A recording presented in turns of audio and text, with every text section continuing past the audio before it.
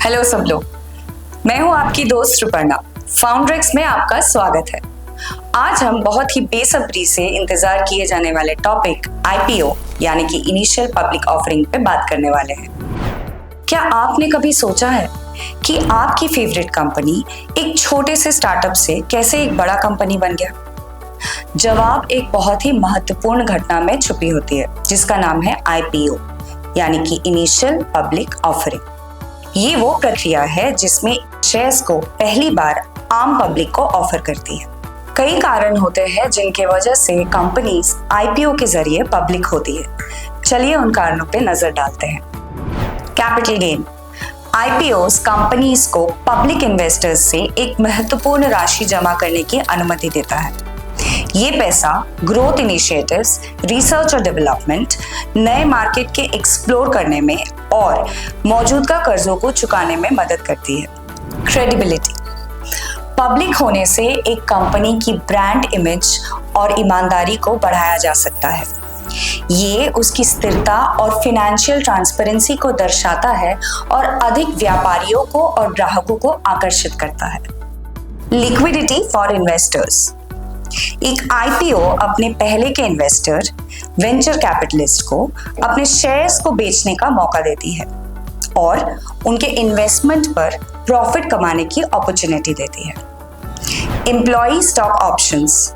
Publicly traded companies अपने employees को stock options प्रदान करती है जिससे कंपनीज के प्रॉफिट में उन्हें भागीदारी मिलती है और लॉन्ग टर्म ग्रोथ में उन्हें मोटिवेट किया जाता है। एक कंपनी को पब्लिक करना एक बहुत ही कॉम्प्लेक्स काम है जिसमें बहुत सारे स्टेजेस इन्वॉल्व होते हैं। प्रिपरेशन। कंपनी के फाइनेंशियल रिकॉर्ड्स को ऑडिट किया जाता है और एक विस्तार सा प्रॉस्पेक्टस बनाया जाता है। ये डॉक्यूमेंट कंपनी के history, business model, financial health, future plans और इन्वेस्टमेंट से रिलेटेड रिस्क्स को दर्शाता है। अंडरराइटिंग।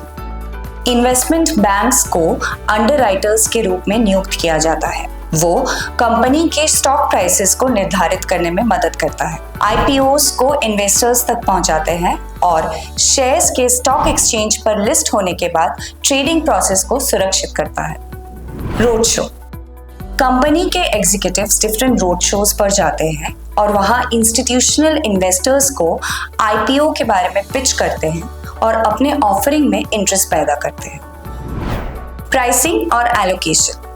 अंडरराइटर्स इन्वेस्टर्स के डिमांड पर शेयर्स की फाइनल ऑफरिंग प्राइस को प्रदान करते हैं और फिर उन्हीं शेयर्स को डिफरेंट इन्वेस्टर ग्रुप्स में एलोकेट करते हैं।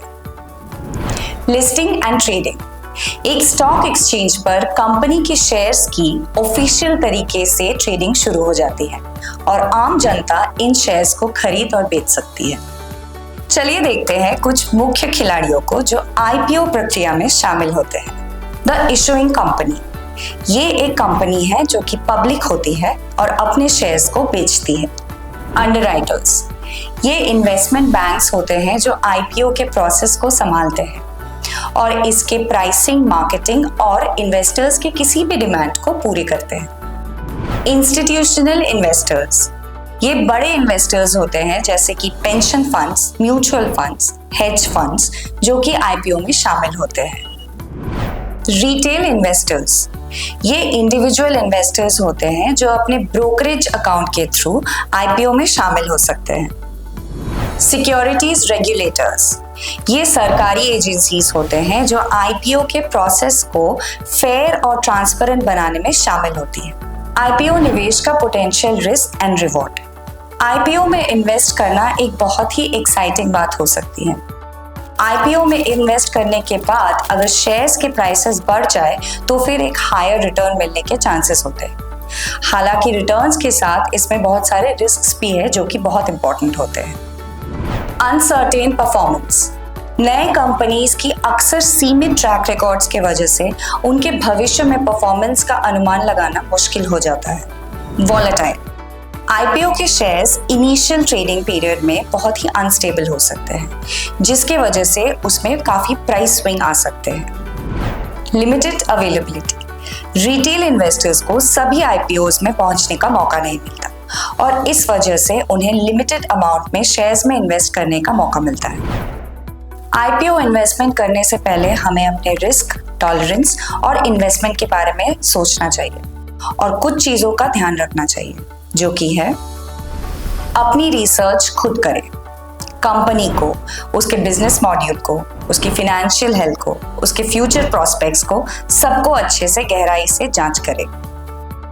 मार्केट के खतरों को समझें, मार्केट के वॉलेटिलिटी के खतरों को समझें और पैसे गंवाने के खतरों को भी समझें। सावधानी से इन्वेस्ट करें। विशेष रूप से अगर आप अपने रिस्क से दूरी रखना चाहते हैं तो अपने पोर्टफोलियो में आईपीओ के लिए ज्यादा हिस्सा ना रखें। आईपीओस ओवरऑल फाइनेंशियल इकोसिस्टम में महत्वपूर्ण भूमिका निभाती है। आर्थिक विकास, आईपीओस जॉब क्रिएट करती है, फाइनेंशियल एक्टिविटीज को बढ़ाते हैं और इन्वेस्टमेंट को बड़ा करने के लिए पैसा प्रदान करते हैं नए नए इनोवेशंस पर। निवेश अवसर, आईपीओस इन्वेस्टर्स को नए कंपनी के विकास में भाग लेने का मौका प्रदान करता है।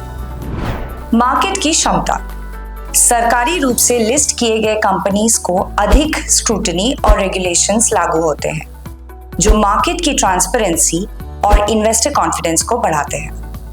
और इसी के साथ आज का ये सेशन यही समाप्त करते हैं। अगर आपको आईपीओ के ऊपर यानी कि इनिशियल पब्लिक ऑफरिंग के ऊपर ये एपिसोड महत्वपूर्ण और दिलचस्प लगा तो प्लीज फाउंड्रेक्स को लाइक, शेयर और सब्सक्राइब कीजिए। खुश और सुरक्षित इन्वेस्ट कीजिए और मिलते हैं अगले एपिसोड में।